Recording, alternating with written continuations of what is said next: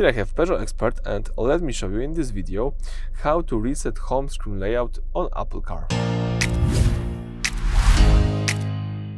So if you mess something up here, if you just move some apps or remove them and you would like to reset the home screen layout of your Apple Car, you can do it. All you need to do is use your phone. The phone is of course connected to this car. Let's tap here settings. If you tap settings, let's find the CarPlay. So you can just type in CarPlay. Alright, I've got the CarPlay here. Now if you have the CarPlay, you should find your car. In my case it's Peugeot.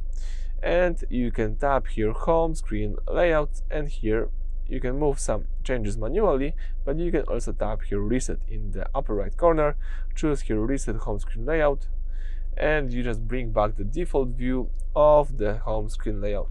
So that's it. Thank you for watching. Please subscribe to our channel and leave thumbs up.